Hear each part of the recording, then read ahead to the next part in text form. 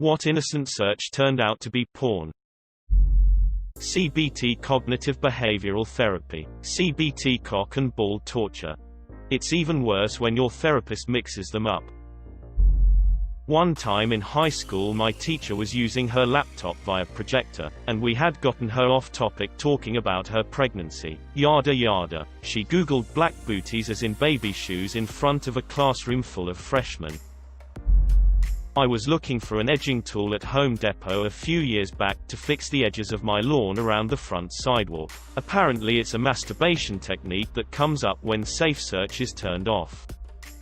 That's certainly a strange way to fix your lawn, but I suppose I shouldn't knock it till I try it.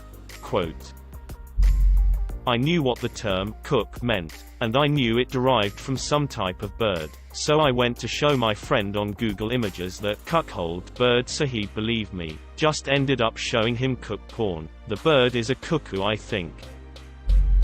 I work IT in schools. Once had a report that the web filter had let something nasty through. To be honest, it was a shitty room web filter that was out of our control, so not much I could do in that instance. Young child had searched for Little Red Riding Hood. Needless to say, what resulted included a non-traditional version. My, what a big you have on a network with a real web filter. I had a very naive religious studies teacher who berated me for the system constantly blocking her searches. Finally got to the bottom of what exactly she was searching for, after much probing because she was hesitant to tell me. Turns out she was looking for a new job and considering working abroad in the third world and didn't want her employers to know. Yes, she was searching for missionary positions, and saw nothing wrong in that. I wish I was making it up, given that these are supposed to be highly educated people.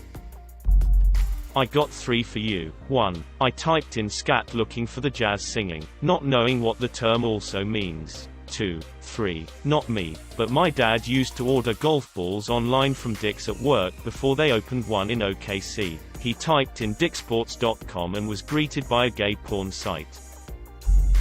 I was in a bowling pro shop, shopping new bowling balls. Saw one called Hammer XXX. Googled it real quick without thinking anything of it. Porn. All porn.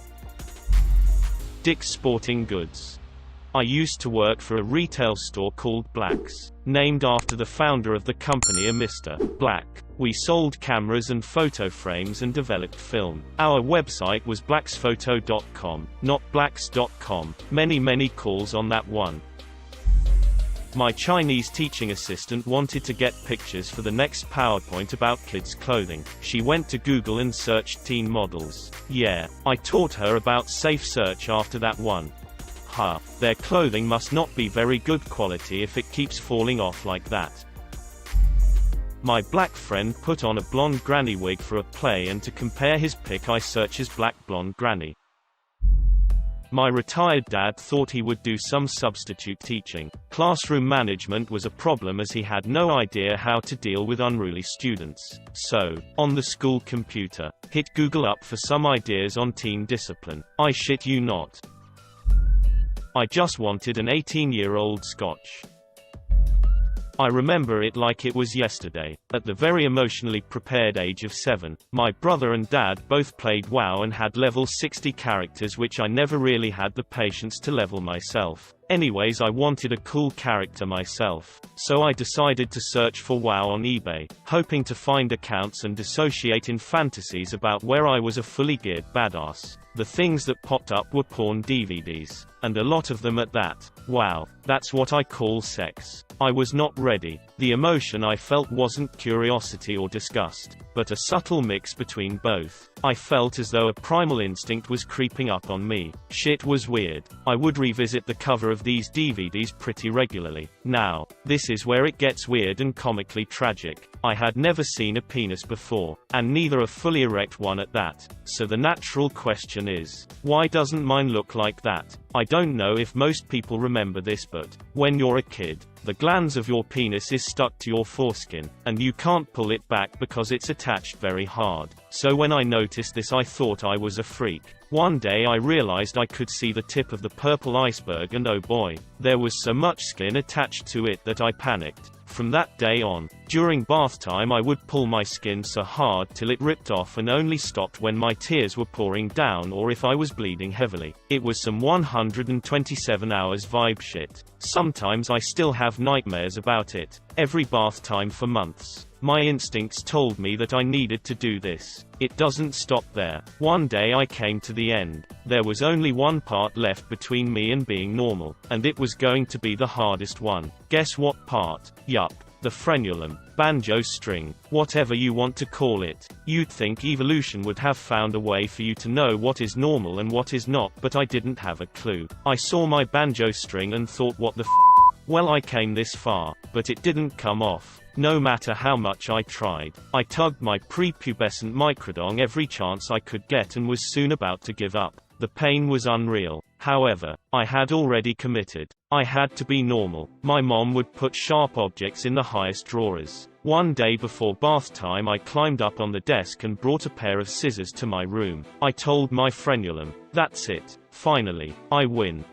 You. That day, there was a lot of blood. I panicked, but I didn't want to ask my parents for help. I wrapped my battle-scarred wiener in a shitton of toilet paper, went to sleep and spent the night in a fetal position. I thought I was going to die, and I would rather face that than telling my parents that I've been mutilating the defective dick that they gave me. After surviving this, I gave up. I've been calling my Johnson James Franco ever since first saw the movie. I don't boast about it and I've never told any of this to anyone. It's almost like a personal little inside joke between me and James. This whole experience had been entirely repressed from my memories. I saw this post and it all came back. Vivid, bloody memories.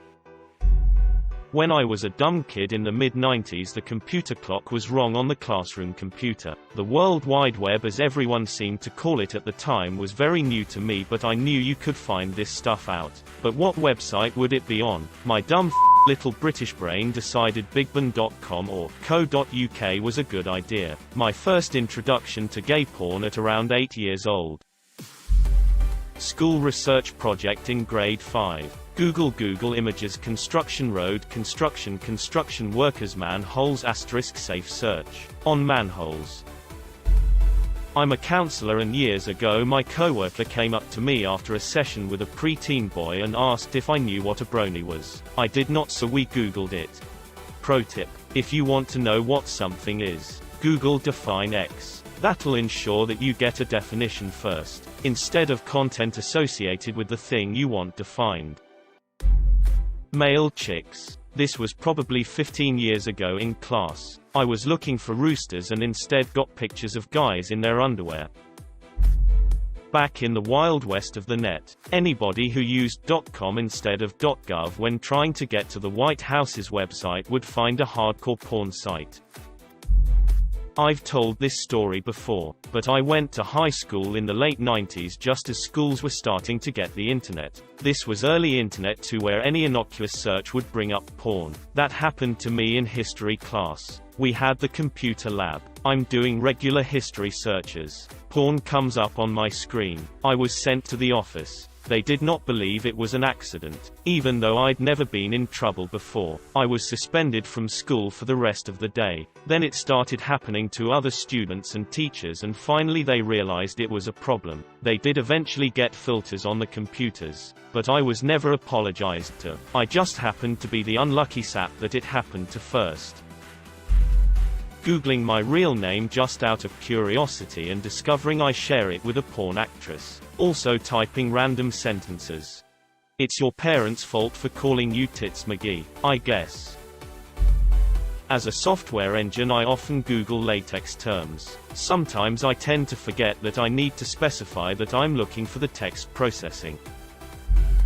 Searching hardcore as in the construction material at work experience. We'll be more specific next time.